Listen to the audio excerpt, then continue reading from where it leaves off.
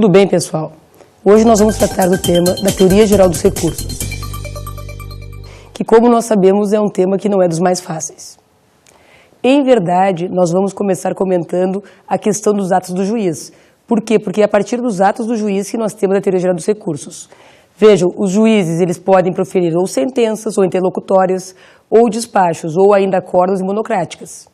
Dessas categorias aqui de atos do juiz, alguns cabem recursos e alguns não. Como assim? Em verdade, nós temos decisões interlocutórias irrecorríveis.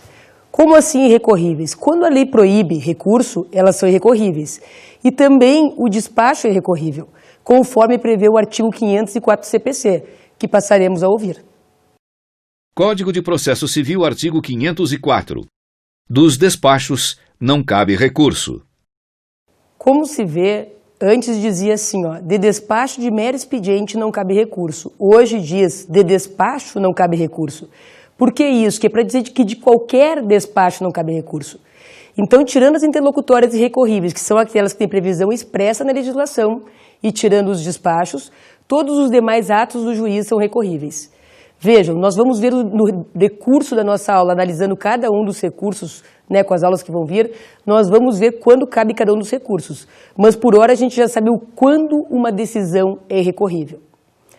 Na teoria geral dos recursos, é importante que a gente entenda aquilo que é padrão para todos os recursos. É claro que, excepcionalmente, alguma coisa não cabe para um, não cabe para outro, como, por exemplo, o preparo no agravo retido não existe. Mas, tirando detalhes assim, essa teoria geral é importante porque ela servirá de base para todos os recursos que nós estudaremos. Então, nós vamos começar a analisar a teoria geral a partir do juízo de admissibilidade do recurso. O juízo de admissibilidade é um exame prévio pelo qual passa todo o recurso. Se ele não passar nesse juízo, ele não terá o seu mérito analisado. Se eu não passo com o meu recurso pelo juízo de admissibilidade, o mérito sequer é analisado. Entretanto, se eu passo pela admissibilidade, o meu mérito pode acabar sendo improvido. Então, vejam, são juízos, na verdade, interdependentes. Mas o que é analisado, na verdade, neste juízo de admissibilidade? Bom, nós temos neste juízo requisitos intrínsecos e requisitos extrínsecos, pelos quais todos os recursos passarão. Vejam, nos requisitos intrínsecos, nós estamos aqui classificando conforme Barbosa Moreira, requisitos intrínsecos e extrínsecos. Quem sabe muitos de vocês têm estudado pela teoria italiana, pressupostos objetivos e subjetivos. Dentro dos intrínsecos nós temos aquilo que deveria, que é muito parecido com os pressupostos que nós temos os subjetivos da teoria italiana. O que nós temos dentro dos intrínsecos? O cabimento, a legitimidade, o interesse e a inexistência de fato impeditivo ou extintivo do direito de recorrer. Conforme a teoria do Nelson Neri, que na verdade é muito parecida com a do Barbosa Moreira, só há uma diferençazinha. Esse requisito intrínseco, inexistência de fato impeditivo ou extintivo do direito de recorrer, na verdade, esse requisito o Neri coloca como requisito extrínseco e o Barbosa Moreira coloca como intrínseco. Mas isso não prejudica em nada, até porque a gente sabe que no exame de ordem eles não cobram esse tipo de classificação. O que importa é o conteúdo que está inserido neste tipo de classificação, que nós passaremos a analisar agora cada um desses requisitos. A começar pelo cabimento. O cabimento, na verdade, é a interposição do recurso correto. Para que eu interponha o recurso correto, eu tenho que saber o quê? Diante de qual ato do juiz que eu estou. Se é uma sentença, se é uma interlocutória, se é um acórdão, se é uma monocrática. A partir disso, eu vou então descobrir o recurso correto e interpor o recurso correto. Como já anunciado antes, quando analisarmos cada um dos recursos, a gente vê o cabimento deles. Bom, dentro disso, nós sabemos que o advogado ele pode errar. É claro que ele pode. E o que acontece se ele erra? Depende do erro. Se ele errar e for um erro grosseiro, ele vai perder o recurso dele. Agora, se ele errar e não for um erro grosseiro, for uma dúvida objetiva e houver boa-fé, é possível aplicar o princípio da fungibilidade recursal. Em verdade, este princípio ele não está previsto no CPC. E por que não? Porque quem fez o CPC, o professor Buzaide, acreditava que, na verdade, o advogado não iria errar porque ele acreditava que o sistema era perfeito. Mas, com base no artigo 5º, inciso 55 da Constituição Federal, é possível, sim, o juiz ou o relator no tribunal aplicar o princípio da fungibilidade. Eu chamo a atenção aqui para vocês que quando eu falo juiz, eu não estou falando unicamente no juiz de primeiro grau. Quando eu falo em juiz aqui lato sensu, juiz, ministro, desembargador. Então, quando eu for falar em juiz de primeiro grau, especificamente, eu vou dizer juiz de primeiro grau. Então, veja, o juiz, ele pode aceitar o recurso errado pelo certo? Sim, ele pode, desde que exista dúvida objetiva e que tenha boa-fé. Dúvida objetiva é aquela dúvida que não é subjetiva. Aí vocês vão pensar, nossa, que coisa óbvia, a objetiva é aquela que não é subjetiva. Não, mas tem um sentido muito importante isso. Subjetiva seria aquela dúvida só do advogado. Se a dúvida ela sai do plano só do advogado para ser um plano objetivo, então essa daqui é uma dúvida que transcende ao erro grosseiro. E é uma dúvida da doutrina, da jurisprudência, ou da doutrina apenas, ou da jurisprudência apenas. Mas é uma dúvida que existe num plano que ultrapassa o erro que seria apenas do advogado.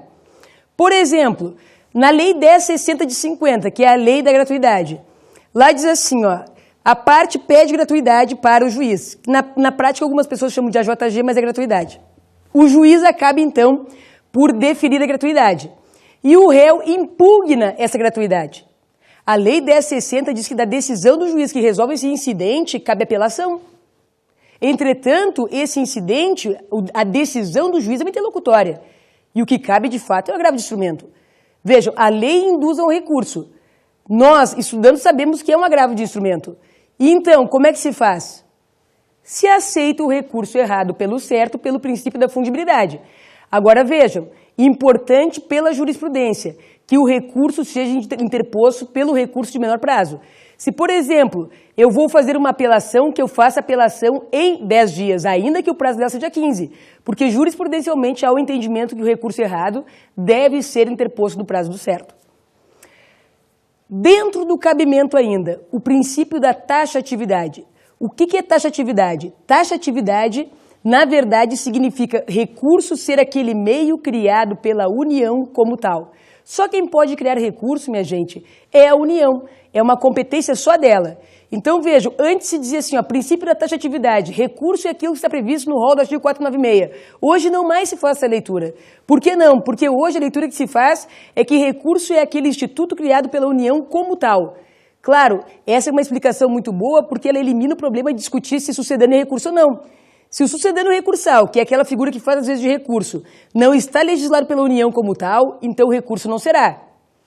Exemplo, a reconsideração, a correição parcial, muitas vezes o mandado de segurança, a reconsideração ou ainda a ação rescisória, são institutos que fazem às vezes de recurso, mas que não são recursos por quê? Porque a União não legislou como tal.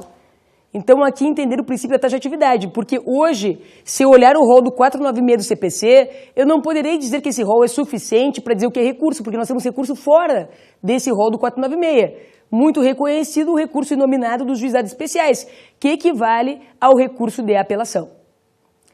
Passamos agora ao nosso próximo requisito intrínseco, a legitimidade. Veja, o artigo 499 do CPC estabelece quem são os legitimados para recorrer. Ali nós temos, vejam bem, nós temos as partes, o Ministério Público e o terceiro prejudicado. Partes, autor e réu, mais aqueles que tenham vindo para o processo como terceiros se tornaram partes. Ministério Público recorre tanto na função de fiscal da lei como parte. Isso é expresso no artigo de lei no parágrafo 2º, artigo 499. Terceiro prejudicado, essa figura que é um pouco incógnita, né? Quem será o terceiro prejudicado? Nenhum mistério, gente. Terceiro prejudicado, na verdade, ele é o assistente atrasado. Ele é aquele sujeito que podia ter vindo para o processo como assistente, mas que não veio. E então ele vem só na fase recursal. Ele é chamado de terceiro prejudicado. Vamos tentar lembrar quem é esse terceiro prejudicado. Como? Nesse código que nós temos agora, que é o código desde 1973, o terceiro prejudicado, que é aquele que vem só para a fase recursal, ele tem um prazo simples. Antes o prazo dele era dobrado. Então vamos nos lembrar, ele é prejudicado principalmente porque o prazo dele é simples. Ele vem só na fase recursal, tem que tomar conhecimento do processo, tem que recorrer, contratar advogado e o prazo dele é simples. Pensando bem, nós temos aqui um grande rol de legitimados. Partes, MP como fiscal ou como parte, e o terceiro prejudicado, que não é nenhuma figura misteriosa, acabamos de desvendar essa figura. Bom, então onde é que vai haver uma certa dificuldade nessa questão aqui? Bom, a dificuldade vai haver no próximo critério, que é o requisito intrínseco, interesse. O próximo requisito que nós estamos analisando agora é o interesse, dentro dos intrínsecos ainda. O que é interesse? Interesse é um binômio. E esse binômio ele é formado, na verdade, pela utilidade e pela necessidade. Bom, e o que significa utilidade, o que significa necessidade dentro deste binômio que vai formar o interesse e a necessidade, tá?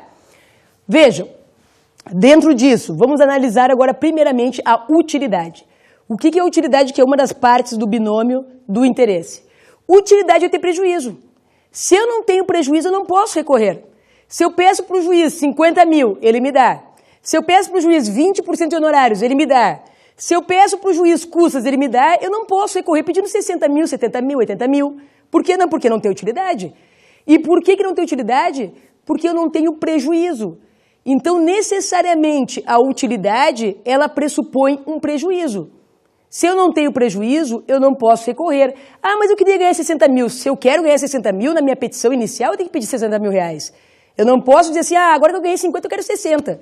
Isso acontece muitas vezes na prática. A pessoa diz assim, mas se o juiz me deu 50, é porque eu mereço 60. Se eu mereço 60, eu vou ter que dizer, então, eu mereço 60, então que antes, né, eu peço 60. É o princípio da congruência, gente. Lembrem disso. Congruência. O juiz não pode decidir nem ultra, nem extra, nem citra petita.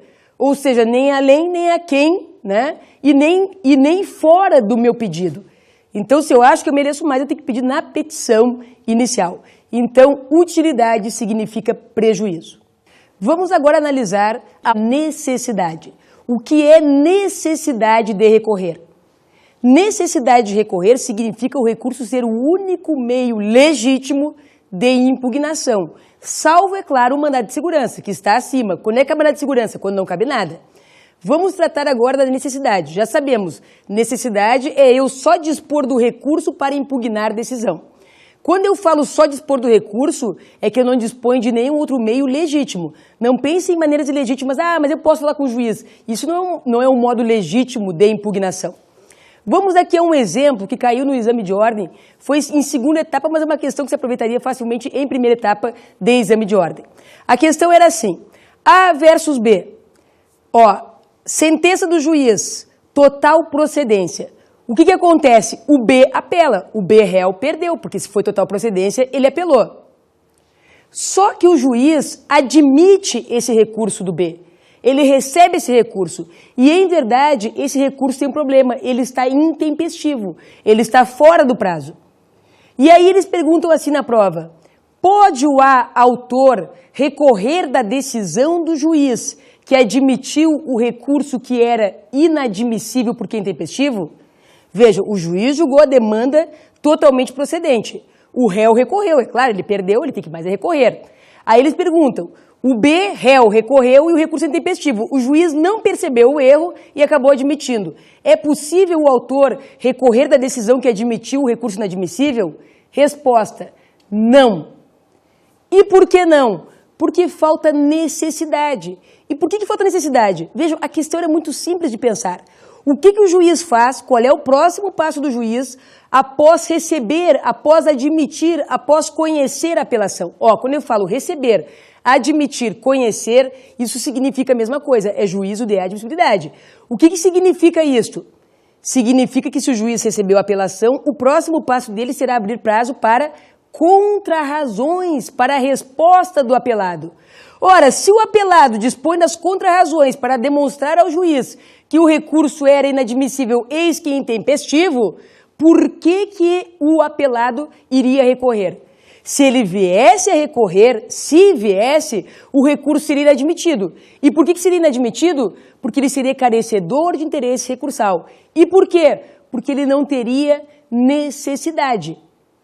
A necessidade iria faltar a ele por um simples motivo, a disposição que ele tinha sua das contrarrazões da apelação. Então vejam, um outro exemplo que nós podemos citar aqui. O juiz, de novo, aquele exemplo da gratuidade, que é um exemplo bom de trabalhar. O juiz defere para o autor gratuidade, né, que eu já falei para vocês que alguns conhecem como a JG. O juiz defere, deferida a gratuidade. Vejam, por que o réu não agrava dessa decisão? Se a gente olhar bem, isso é uma decisão interlocutória. Por que ele não agrava? Porque ele dispõe da impugnação à gratuidade. Outro exemplo, o juiz em um reforço de penhora manda penhorar um bem impenhorável. Por que o executado ele não vai agravar essa decisão? Porque é uma decisão interlocutória, tem prejuízo. Motivo, gente, ele dispõe dos embargos da penhora. Então, vejo, necessidade é eu ter à minha disposição somente o recurso como meio legítimo de impugnação. Já falei, o mandado de segurança está acima desse plano. Então, vejam, não esquecer, interesse é binômio, utilidade e necessidade. Utilidade é prejuízo, necessidade é o recurso ser o único meio legítimo de impugnação. Vamos analisar agora o último requisito intrínseco. Qual é esse requisito? Inexistência de fato impeditivo ou extintivo do direito de recorrer. O que entra dentro deste requisito aqui? Aqui nós temos a renúncia, a desistência e a aceitação. Vejam, a aceitação eu nem preciso dizer para vocês, mas renúncia e desistência, questões que caem bastante no exame de ordem, nenhuma das duas precisa da anuência do recorrido. A aceitação, por razões óbvias, não precisa da anuência do recorrido.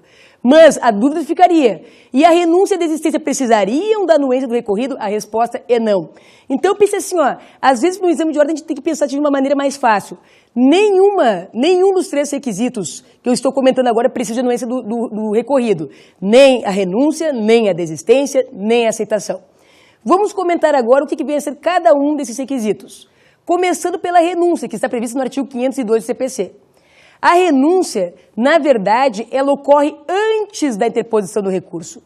Antes que eu venha recorrer, eu vou lá em juízo e digo que estou renunciando ao meu direito de recorrer. Eu ainda não ofereci o recurso. Por que eu faria isso? Qual seria a minha vantagem? Olha, gente, muitas vezes as pessoas fazem um acordo. Bom, e o acordo pressupõe, então, minha renúncia do direito de recorrer. Outro caso, por exemplo, no inventário, né? O advogado muitas vezes tem pressa nos formais, aí ele quer renunciar justamente ao recurso para que saia antes dos formais.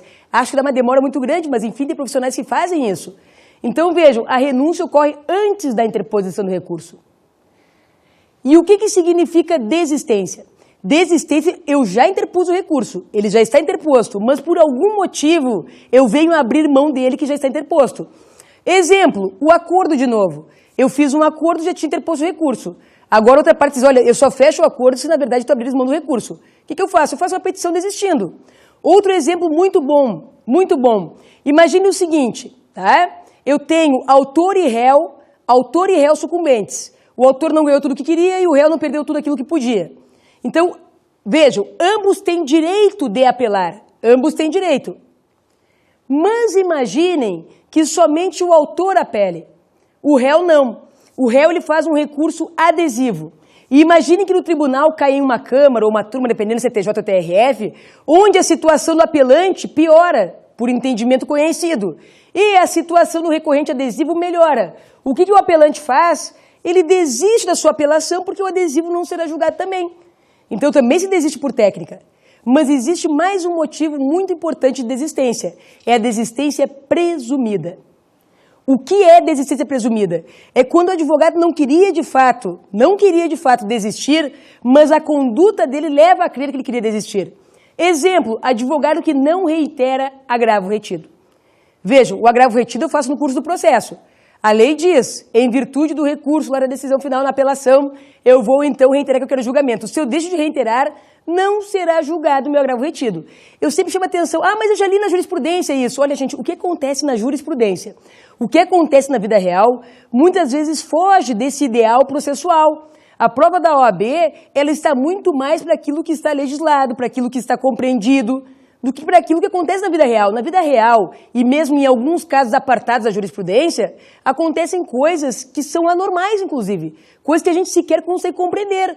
Mas, se o entendimento jurisprudencial ele é isolado, como esse caso do agravo retido, alguns recursos de agravo retido julgados mesmo não reiterados, a gente não pode levar em conta esse desvio como se fosse entendimento jurisprudencial. Se for entendimento jurisprudencial, eu vou avisar para vocês. Mas, isoladamente, alguns julgam agravo retido não reiterado.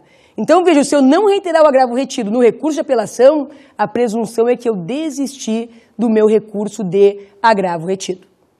Vamos agora analisar a aceitação, que é o último requisito intrínseco, dentro da inexistência de fato impeditivo ou extintivo. A aceitação é quando a parte atua em conformidade com a vontade do juiz. Por exemplo, o juiz manda ela pagar, ela paga. O juiz manda ela assinar, por exemplo, o auto de penhora, ela assina. Então, se eu atuo em conformidade com a vontade do juiz, significa o quê? Que houve a aceitação. Também pode haver uma aceitação presumida, né?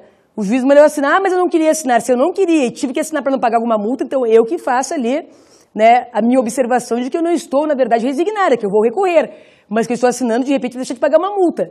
Então, vejam, também existe aceitação presumida. A aceitação é conduta da parte, é a conduta que atua em conformidade com a decisão judicial.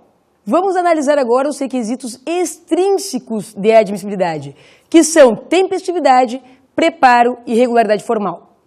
Bom, tempestividade, o que vem a ser? Tempestividade é a interposição do recurso no prazo correto.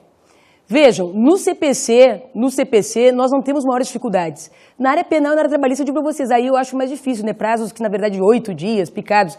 No CPC, essa questão é mais tranquila. Primeiro, não esqueçam, o prazo recursal é um prazo peremptório. Significa o quê? Que ele é um prazo inalterável. Excepcionalmente, ele vai se dilatar. Excepcionalmente, calamidade pública, justo motivo, problema de transportes, excepcionalmente. Mas, em tese, este é um prazo peremptório, portanto, inalterável. Bom, dentro da questão da tempestividade, é fundamental analisar o quê? Que nós temos pessoas diferenciadas e nós temos recursos diferenciados. Vamos analisar primeiro o critério objetivo da tempestividade. O critério objetivo leva em conta o tipo de recurso. Assim, no CPC nós temos recursos de 15 dias, de 10 dias e de 5 dias. Tipo, a gradação seria pela importância recursal. Eu não estou dizendo que eu concorde com isso, eu não estou dizendo de forma alguma eu concordo. Eu estou dizendo que essa foi a opção legislativa. Então vejam, 15 dias, aqueles recursos supostamente mais importantes. Quais são eles? Aqueles recursos que estão no artigo 508 do CPC. Quais são? Apelação, infringentes, especial, extraordinário, ordinário, divergência. Se analisarem bem, são recursos cabíveis de decisão final, em regra. Então, esses os em tese mais importantes, prazo de 15 dias. Prazo de 10 dias apenas. Agravo de instrumento, tanto do 522 quanto do 544. 10 dias, agravo retido. E 10 dias, o recurso inominado dos juizados especiais. Ah, mas ele não equivale a uma apelação, ele não mereceria 15 dias? Ele até mereceria, mas nos juizados especiais tudo tem que ser mais rápido. Então vejam, 10 dias nós temos o agravo instrumento, o agravo retido e o recurso nominado. Bom, agora aqueles de 5 dias que em tese seriam os mais simples. Quais são? Embargos declaratórios, agravo interno e agravo regimental. Estes com prazo de apenas 5 dias, porque em tese seriam aqueles menos importantes. Bom, agora vamos analisar o critério subjetivo da tempestividade. No critério subjetivo leva-se em conta o quê? Leva-se em conta a pessoa do recorrente. Assim, nós temos pessoas especiais. Quais são elas? Primeiro, quem demanda com defensoria pública. Lei 1060 de 50. Essas pessoas elas vão ter o quê? Prazo dobrado para tudo. Também entra nisso daqui o defensor dativo, né? Quem é o defensor dativo? Ele é aquele advogado nomeado pelo juiz, não é aquele que pede gratuidade, que oferece-se, né, para ganhar gratuidade, não. O defensor dativo é aquele advogado escolhido pelo juiz para fazer as vezes de defensor público quando não existe na localidade defensoria pública. Esses vão ter o prazo dobrado. E mais, né, ali na intimação pessoal. Por quê? Porque tem poucos defensores e muita demanda, então nada mais correto. Segundo grupo de pessoas especiais, artigo 188 do CPC. Quem são? Ministério Público e Fazenda Pública. Cuidem, a lei é clara. O prazo é quadriplicado para contestar, defesa, e dobrado para recorrer. Então vejam, está falando sobre o prazo de contrarrazões? Não, contrarrazões não se enquadram nem em contestação e nem em recurso. Assim, minha gente, o prazo do recurso para o MP e para a Fazenda é um prazo dobrado, mas o prazo de contrarrazões é um prazo simples. Vamos agora ver o terceiro grupo de, vamos dizer, privilegiados, que eles têm prerrogativas. Artigo 191 do CPC. Em verdade, esses do 191 são quem? São os litisconsortes com advogados diferentes. É muito importante que todos os advogados sejam diferentes. Se eles tiverem um advogado em comum, esse prazo deixa de ser dobrado. Então, basta que um litisconsorte tenha advogado diferente, mas não pode ter nenhum advogado igual ao do outro litisconsorte ou dos outros litisconsortes. Então, quando eu falo em litis com procuradores diferentes, não pode ter um advogado em comum. Vejam, se eu tenho, por exemplo, Ana, João e Maria, cada um, né, imaginem, com um advogado, cada um tem como advogado, olha, imagine Pedro, Cláudia e Márcia, mas todos eles têm em comum como advogados, imaginem, Sérgio, o prazo deles acaba sendo simples, advogado em comum. Agora imagine o seguinte, João e Maria têm o mesmo advogado, Pedro, e Ana tem como advogado Sérgio. Vejam, nesse caso, como um dos litisconsórcios tem advogado diferente dos demais, o prazo vai dobrar para todos eles, e o prazo é comum entre eles. Então, uma apelação nesse caso, por exemplo, apelação 15 dias, vai dobrar para os 3, 30 dias, e os 3 terão até 30 dias para oferecer o recurso. De novo, voltando ao exemplo, eu tenho João, Maria e Ana. João e Maria têm como advogados o Pedro, e a Ana tem como advogado o Sérgio. Vejam, como a Ana, tem um advogado diferente, basta para dobrar o prazo para todos, e o prazo é comum de até 30 dias. Ainda, para fechar a tempestividade, o prazo das contrarrazões é igual ao prazo do recurso.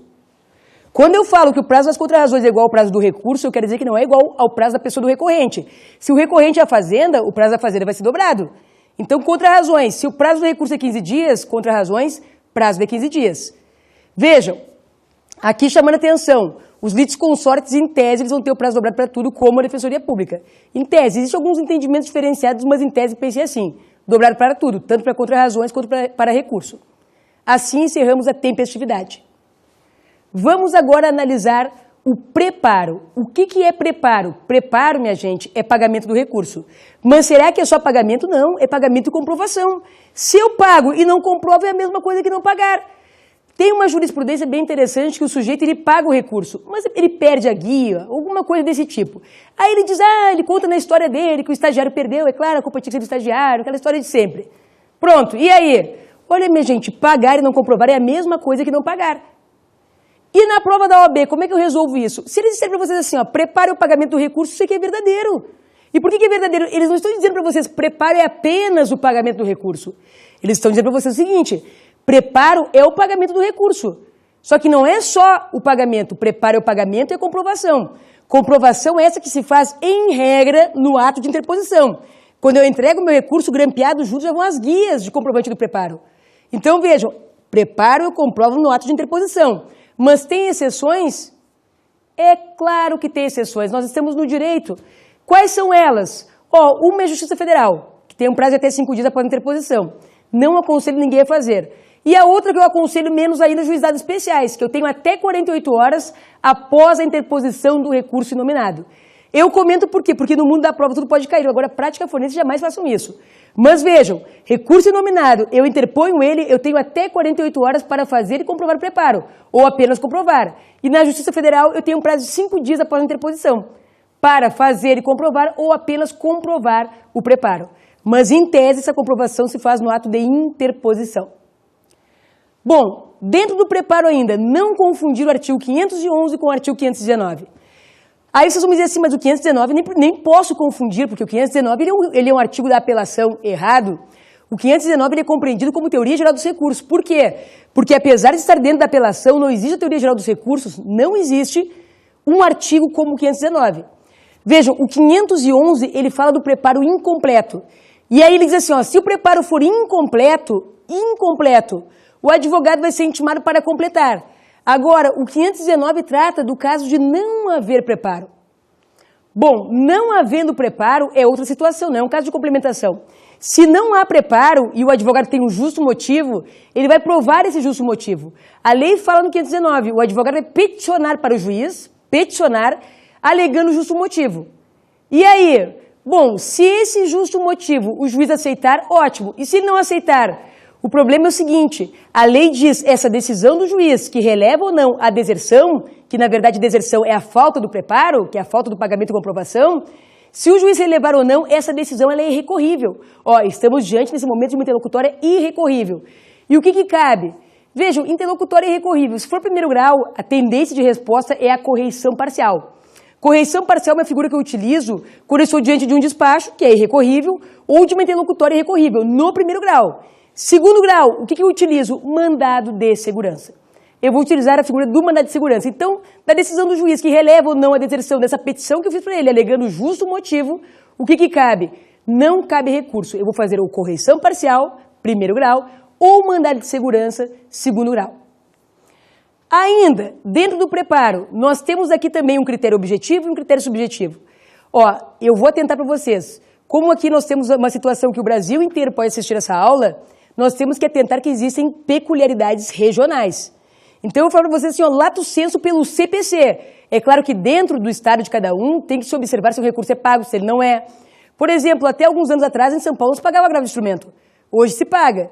Então, cuidem com a peculiaridade regional. Mas pelo CPC, qual é a regra do critério objetivo? Todos os recursos têm preparo. Todos. Mas tem exceções? É claro que tem. As exceções são embargos declaratórios, agravo retido, agravo interno, agravo regimental. Esses aqui, e o agravo de instrumento do 544. Agravo de instrumento do 544, não é o do 522, que é aquele agravo de instrumento para destrancar especial extraordinário. Esses aqui não têm preparo, mas cuide da peculiaridade regional. Bom, e o critério subjetivo? No critério subjetivo nós temos pessoas especiais, que são aquelas que não precisam pagar. Quem são elas? Por uma questão óbvia, quem demanda com defensoria pública. Se a pessoa busca defensoria pública, ela não tem dinheiro. Então, essa pessoa, ela fica, na verdade, dispensada do pagamento. Não é uma isenção, é uma dispensa, né? Uma suspensão de pagamento. Quem mais? MP e Fazenda Pública. Também vão ter esse benefício, não precisa pagar. E, por fim, aquela parte que pediu gratuidade e ganhou. Ela não precisa pagar. Então, vejam, só para tentar aqui relacionar com a tempestividade. Se olharem, o grupinho dos privilegiados é basicamente o mesmo. Ó, na tempestividade, quem é que tem privilégio? Defensoria Pública, MP, Fazenda e litígios com procurador diferentes. No preparo, quem é que tem benefício? Quem é que não paga? Defensoria Pública, MP, Fazenda, e aí vejam, aqui entra quem tem gratuidade. Então é só o último grupinho que troca. Lá na tempestividade, o último grupinho são os litígios com advogados diferentes. E aqui no preparo, o último grupinho é aquela pessoa que consegue a gratuidade, que é quando o advogado pede para não pagar as despesas e custos do processo. Então vejam, para tentar decorar esse truquezinho aqui. Vamos agora comentar sobre a regularidade formal. A regularidade formal, ela vem a ser procedimento e peça. Não tem como analisar isso aqui em uma teoria geral, mas é bom que a gente saiba, aquele procedimento de interposição de resposta e a própria peça, na verdade esse procedimento e peça compõem, então, o requisito regularidade formal, que tem que ser analisado dentro de cada recurso em espécie. Agora, dentro da teoria geral, vamos comentar para fechar o artigo 557 do CPC. Código de Processo Civil, artigo 557. O relator negará seguimento a recurso manifestamente inadmissível, improcedente, prejudicado ou em confronto com súmula ou com jurisprudência dominante do respectivo tribunal, do Supremo Tribunal Federal ou de Tribunal Superior. O artigo 557, ele traz o quê? Ele traz poderes para o relator resolver o recurso monocraticamente. Monocraticamente, sem passar por colegiado, sem que tenha acórdão. O relator ele ganhou poderes para que ele pudesse agilizar o processo. Assim, o relator tem poderes para negar seguimento ao recurso e para prover o mérito recursal. Quando é que o relator ele vai negar seguimento ao recurso? Vejam, ele nega seguimento ao recurso inadmissível, que é o que nós acabamos de analisar, requisitos intrínsecos e extrínsecos. Por exemplo, o recurso intempestivo, o relator nega seguimento sozinho. Segundo caso que o relator nega seguimento sozinho, é o caso do recurso que, em verdade, é prejudicado. O que é um recurso prejudicado? É um recurso que perde o seu objeto. Por exemplo, quando o juiz se retrata num agravo de instrumento, eu recorri da decisão dele, ele se retratou, o que acontece com o meu agravo se ele voltou atrás? Ele perde o seu objeto, recurso prejudicado. Quando mais o relator nega seguimento ao recurso, e aqui isso fala de teoria geral, qualquer recurso, apelação, agravo de instrumento, né? Vai ser também agravo retido, embargos infringentes, tanto faz. Quando mais ele vai negar seguimento monocraticamente? Nega seguimento quando o recurso for improcedente. O que é um recurso improcedente? Um recurso improcedente é um recurso infundado. É uma bobagem, é uma besteira. E existe advogado que faz isso. Olha, esses tempos me contaram uma história que foi a seguinte, advogado colando, Ctrl+C, Ctrl+V, vou colar as razões de um recurso no outro. Isso acontece, todo mundo cola. E aí, colou as razões de uma ação de uso capião numa revisional bancária. O que é isso? Isso é uma bobagem, isso é um recurso improcedente, é um recurso infundado. Quando mais o relator nega seguimento monocraticamente? Ó, nega seguimento monocraticamente quando o recurso, pelo amor de Deus, atenção, o recurso for contrário à súmula ou jurisprudência dominante. De onde? Do STF, do STJ ou do próprio tribunal do relator. Nada a ver com súmula vinculante, nada a ver. Aqui qualquer súmulazinha do STF, do STJ, do próprio tribunal do relator, jurisprudência dominante do STF, STJ, próprio tribunal do relator. Então, se ele olha o recurso e ele vê que o recurso está contrário, por exemplo, a súmula 33 do STJ, ele monocraticamente pode decidir. Ele deve? Não, ele pode. Vejam, aqui o paradigma de análise dele é o recurso. Por que eu estou comentando isso? Porque o próximo caso que o relator resolve monocraticamente o recurso é quando ele provê o recurso. Quando é que o relator sozinho provê o recurso? Quando a decisão recorrida, ou seja, a sentença, a interlocutória, quando ela está contrária à súmula ou jurisprudência dominante do STF-STJ, o próprio tribunal do relator cai fora. Vejam, se o relator pega uma sentença e a sentença está contrária à súmula do STF, o que significa? Que ele vai dar provimento monocraticamente ao recurso. É claro que isso tudo aqui é muito mal elaborado. Por quê? Porque, em verdade, gente, uma decisão contrária a uma súmula não significa recurso conforme súmula. E aí? E aí que a lei diz que o relator pode, então, prover o recurso. Ó, ele improveu o recurso se o recurso está contrário à súmula ou jurisprudência. Ele proveu o recurso se a decisão recorrida está contrária. Então, não vamos aqui confundir as categorias. Bom, aí vem a dúvida. E o que eu posso fazer contra essa decisão? Dessa decisão cabe o agravo que está previsto no CPC, no próprio artigo 557, que a doutrina chama de agravo interno. Ó, a doutrina chama de agravo interno esse agravo que aparece sem um sobrenome, vamos dizer assim, no CPC, que a gente conhece simpaticamente como agravinho. É o apelido que a gente dá para ele, né? Agravinho. Então, veja, da decisão monocrática cabe o agravinho. Ó, esse agravinho vai ser necessariamente julgado pelo colegiado formado pelo relator. Por quê? Porque já teve uma decisão monocrática. Essa decisão, na verdade, me trouxe prejuízo. Eu parti para o agravinho. E aí, esse agravinho vai ser julgado pelo colegiado. Só que tem um problema. Esse agravinho, se for manifestamente infundado ou inadmissível, vai me dar uma multa que varia de 1 até 10% sobre o valor da causa, atualizado. E se eu não pagar? Se eu não pagar daquela decisão, eu não poderia mais recorrer. Qual é a consequência? Consequência ou preclusão ou coisa julgada da decisão, que eu deixei, na verdade, de pagar a multa essa do agravinho e, portanto, fiquei impedida de recorrer. Então, vejam, cabe alguma coisa? Cabe. A moral do 557, então, é dar poderes para o relator, para ele decidir monocraticamente, não passar para o colegiado e ganhar tempo. Ganha-se tempo? Não, não se ganha tempo. Por quê? Porque a parte vai ter que partir para agravo interno e, partindo para agravo interno, vai ter que ter decisão colegiada. Portanto, eu vou ter uma monocrática e uma colegiada. Por que eu digo que a parte vai ter que partir para o agravo interno, que é o agravinho? Porque, em verdade, se eu quiser no futuro um recurso especial ou um recurso extraordinário, eu vou precisar do quê? Eu vou precisar de uma decisão que seja última. O que é uma decisão última? É uma decisão que não comporta nenhum outro recurso, a não ser o especial e o extraordinário. Ora, se cabia o agravo interno, ela não será a última. Então, eu necessariamente, se quiser o especial extraordinário, vou ter que recorrer dessa decisão.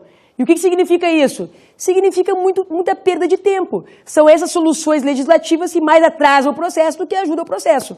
Então, o 557 também é teoria. Teoria geral dos recursos. Só vai ter uma diferença em relação ao recurso especial e em relação ao recurso extraordinário. Assim, nós encerramos, então, a nossa teoria geral dos recursos e vamos analisando, é claro, dentro de cada recurso espécie, as peculiaridades de cada um. Para finalizar agora, o juízo de mérito. Já comentamos, o juízo de mérito, na verdade, é a análise daquilo que é devolvido ao tribunal para que ele conheça e julgue. Comentamos no início da nossa aula que o juízo de mérito é aquela história do exame de ordem. Se eu não passei na admissibilidade, eu não vou chegar no mérito. Chegando no mérito, ele pode ser provido, improvido ou parcialmente provido. Em verdade, o mérito é aquilo que eu quero que o tribunal de fato analise para poder, então, cassar uma decisão, ou reformar parcialmente. Esse é o mérito do meu recurso, que nós já comentamos um pouco antes.